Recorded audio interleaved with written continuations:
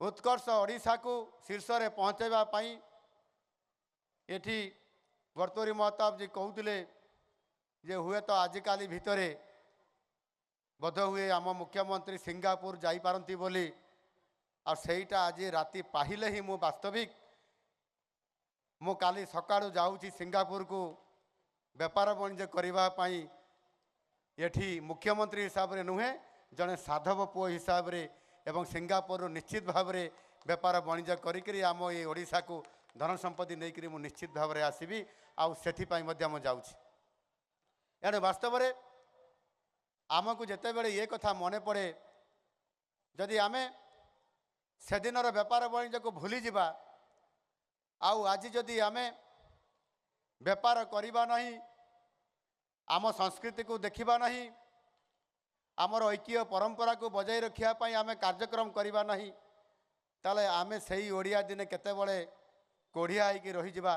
आमको आउ कहीं पचारे ना भारत वर्ष में आउ से आमको जागृत हाँपाई पड़ो कम करने पड़ो निश्चित भाव में आपण मानक ये लोकंकर सरकार हिसाब से लोकंकर मुख्यमंत्री हिसाब से पीपुल सीएम हिसाब से मुझे प्रतिश्रुति देवी आगामी दिन में ये कटक को आधुनिक सहर करा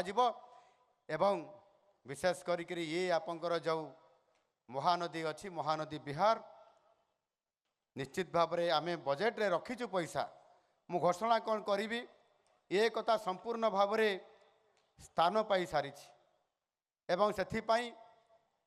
जमीती यशस्वी प्रधानमंत्री जी गुजरात रो आपंकर अहमदाबाद रे आपंकर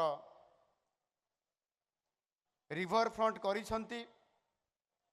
ठीक से ही भाव में ओडिशा रे मध्य आम सरकार आसिक प्रथम थर भाव में साबरमती रिवर फ्रंट प्रकल्प रो अनुरूप भाव में ये महानदी रे मध्य महानदी रिवर फ्रंट हाँपाई जाऊँगी से तो बजेट रे 50 कोटी टंका रखा जाई सरी ये आज घोषणा करिवार अवकाश नहीं।